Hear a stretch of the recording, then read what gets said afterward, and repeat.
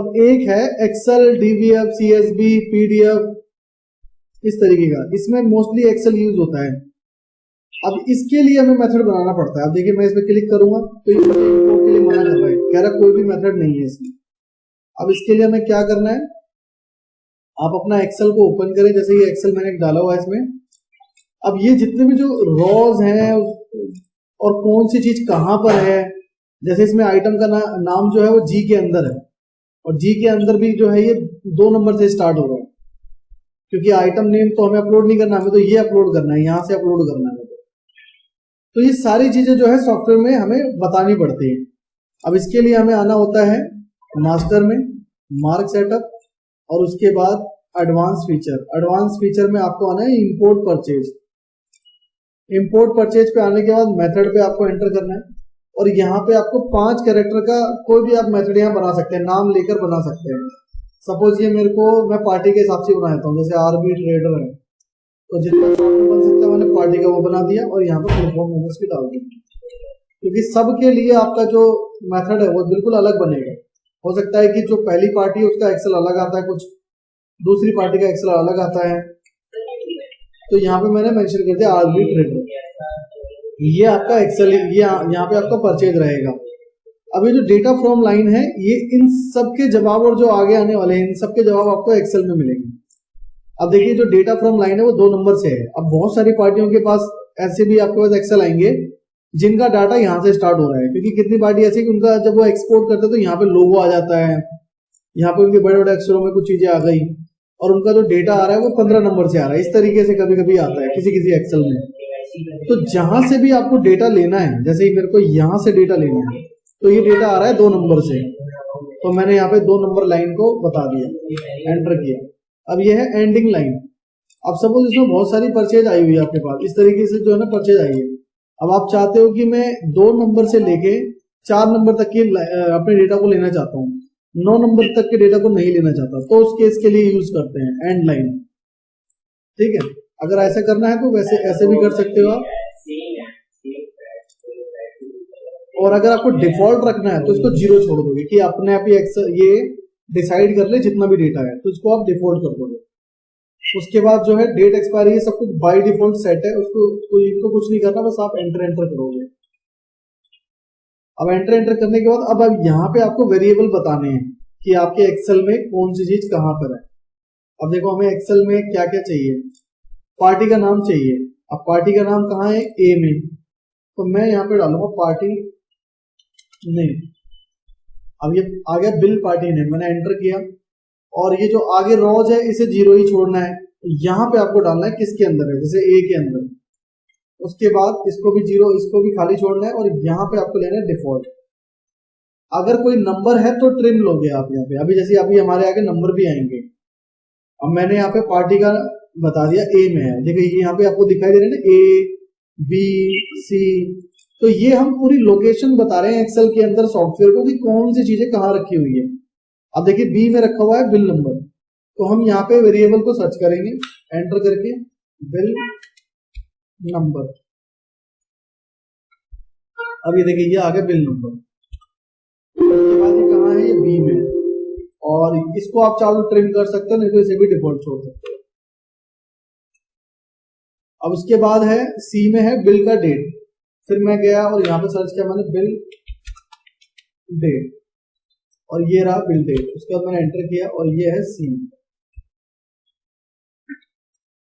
और उसके बाद है डी में कंपनी का नाम। तो ये आइटम की कंपनी की जो एजेंसी है, जो नाम है बताने की जरूरत नहीं पड़ती, ना कोड बताने की जरूरत पड़ेगी।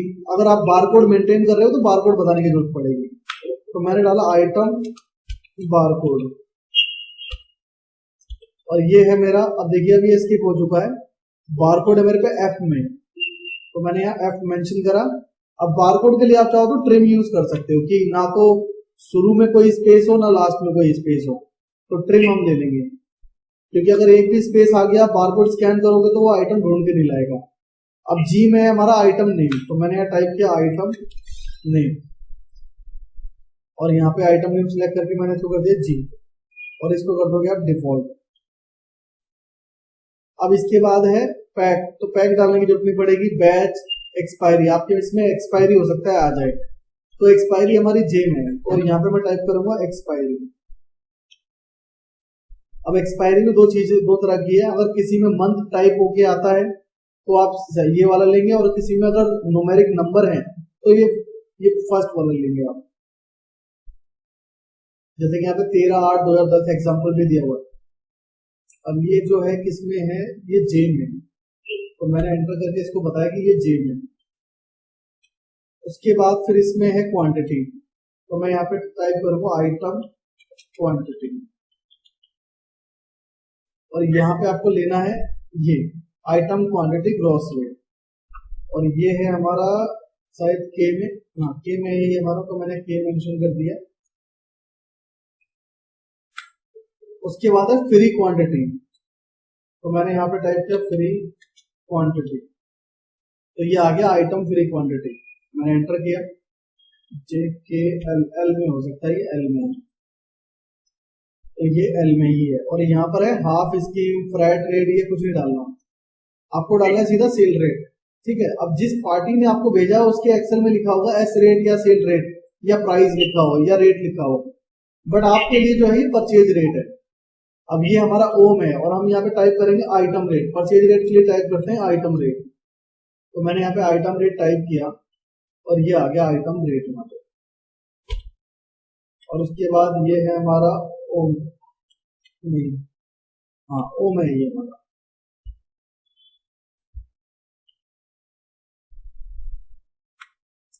उसके बाद है एमआरपी, एमआरपी पी में है, तो मैंने यहाँ पे डाला आइटम एमआरपी, और ये है पी में। उसके बाद है डिस्काउंट, अगर डिस्काउंट आता है आपको, वैसे तो डिस्काउंट आएगा ही आपके पास ज्यादातर, तो यहाँ पे डालना है आपको आइटम डिस्काउंट। अब यहाँ पे थोड़ा कंफ्यूजन हो सकता है क्योंकि आपके पास डिस्काउंट जो है लमसम में भी आता है, परसेंटेज में भी आता है, तो यहाँ पे सारे ऑप्शन दिए हुए हैं, बस आपको पढ़कर क्या है मेंशन करना है। जैसे अगर आपको डिस्काउंट आया परसेंटेज में, तो उस केस में आप लोगे डिस्काउंट 1, डिस्काउंट परसेंटेज फर्स्ट है यहाँ पे मेंशन है, तो आप लोगे ये, और ये है क्यू में। और अगर लमसम है तो इन सभी के नीचे लमसम भी आ रहे थे, तो लमसम का सिलेक्ट करना पड़ेगा फिर आपको। उसके बाद एक्साइज, वैट, ये सारी चीजें कुछ नहीं लेनी, अमाउंट भी नहीं लेना आपको, अमाउंट जो है सॉफ्टवेयर खुद कैलकुलेट करेगा, और HSN भी नहीं लेना आपको, और टैक्स भी नहीं लेना है क्योंकि टैक्स जो है आपके आइटम से निकल के आएगा। ठीक है, तो ऑलमोस्ट हमारी जो ये हमारा मेथड है वो बन गया। अब मैं एक्सेल को बंद कर देता हूँ और इसको स्केप करता हूँ। सेव करने के लिए कुछ नहीं करना, बस आपको स्केप करना है, हमारा मेथड सेव हो गया है। अब मैं जाता हूँ ट्रांजेक्शन में, ट्रांजेक्शन इंपोर्ट, और यहाँ पे अब इस पे क्लिक करता हूँ, तो पहले तो ये बोल रहा था नो मेथड, अब यहाँ पे मेथड है, हमने आरबी ट्रेड के नाम से जो एक मेथड बनाया। अब हमने इस पे एंटर किया, अब इसके जितने भी बिल आएंगे सारे बिल जो है हम इसको इंपोर्ट कर सकते हैं। अब हमने मेथड जो है बना लिया है। उसके बाद अब आपको यहाँ पे एक्सेल सिलेक्ट करना है, एक्सेल आपका कहाँ पे है, तो जो भी आपके पास मेल आए उसको डाउनलोड करके अपने डेस्कटॉप पे रख लो, सबसे इजी वे होता है ये। अब देखिए ये है आपके पास एक्सेल, ए से होगा, हाँ AW, ये एक्सेल आपके पास। अब आप इस पे एंटर करोगे, एंटर करके हमने फाइल सिलेक्ट कर ली। अब यहाँ पे सारी चीजें वही आ गई है, यहाँ पे आपको परचेज सिलेक्ट करना है, और ये जो होल्ड है इसको आप नो कर देंगे, और उसके बाद फिर ये आइटम बेस्ड और ये लास्ट वाला जो है इसे ऑल कर देना है आपको। उसके बाद आप एंटर करके इसको एक्सेप्ट कर दो, और अगर आप चाहते हो कि आपका सेल रेट जो है PTR कन्वर्ट हो जाए, तो यहाँ पे आप PTR कर दो, उसके बाद इसको एक्सेप्ट कर दो। अब पार्टी आपकी लोकल है, सेंट्रल है, आपने ये बता दिया। अब आपने ये बता दिया कि कौन सी पार्टी है, अब सपोज कि ये है आपका रवि वर्मा, ठीक है, रवि वर्मा मैंने ले लिया। अब इस पे ये आइटम भी आपका मैच नहीं हुआ, तो मैंने एंटर किया। अब इस आइटम को मुझे मैच करना है, अगर ये आइटम यहाँ पे नहीं मेरी लिस्ट में है तो फिर आपको पता है कि आइटम नया ऐड करना है, और नया ऐड करने के लिए आप F2 करेंगे, तो मैंने F2 किया, ऑटोमेटिक यहाँ पे उसका नाम जो है ना फिल हो गया है ऑटोमेटिक। अब इसमें अगर कुछ इनकम्प्लीट है, मुझे अपनी तरफ से कुछ डालना है, तो मैं यहाँ से ऐसे ऐड कर सकता हूँ, जैसे कि यहाँ पर डाल दे 200 ग्राम, क्योंकि होलसेलर तो उनके आइटम तो ज्यादा ऐसे ही होंगे कि मेन नाम होगा उनका बस। अब उसके बाद जिस कंपनी का है, जिस कैटेगरी का है, ग्रुप का है, जिस टैक्स का है, वो सारी चीज आप यहाँ मेंशन कर दोगे। उसके बाद कंट्रोल W से सेव कर दोगे। अब मैंने सेव कर दिया। अब मैं इसको उसके बाद अब आप यहाँ पे स्केप करके यस करोगे और एक्सेप्ट कर दोगे और एंटर एंटर करके सेव कर दोगे। सबसे बढ़िया मेथड होता है कि आप एक्सेल से इंपोर्ट करो अपने परचेज बिल को, कोई मिस्टेक नहीं होगी आपके पास।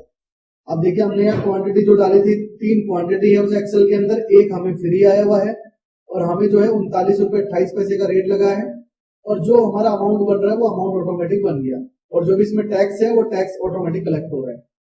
तो यहाँ पे कोई भी एरर देखने को नहीं मिलेगा अगर आप एक्सेल से करते हो, क्योंकि आप सॉफ्टवेयर को एक एक चीज के बारे में बता रहे हो कि इसका रेट क्या है, इसका डिस्काउंट क्या है, हर एक चीज बता रहे हो। तो यहाँ पे फिर चांसेस बहुत ही कम है कि आपके साथ कोई प्रॉब्लम एक्सेल में आए, क्योंकि आपने हर एक चीज को बता दिया, फर्स्ट टाइम आपने बता दिया। अभी देखिए अभी हमने ये बिल चढ़ाया है, ये रवि वाला बिल चढ़ाया है, बिल आपका पूरा सेव है। अगर आप इसका स्टॉक चेक करोगे तो 4 पीस हमारे पास होने चाहिए।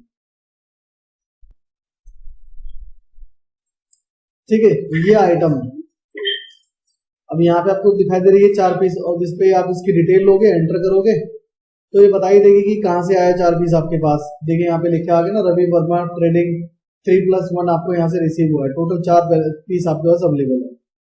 तो इस तरीके से आप जो है परचेज इंपोर्ट कर सकते हो। इसमें आपकी जो है मिस्टेक भी बहुत कम होगी, जैसे अभी आपकी मिस्टेक होती रहती है इसमें, तो इसमें मिस्टेक के चांसेस बहुत ही कम है।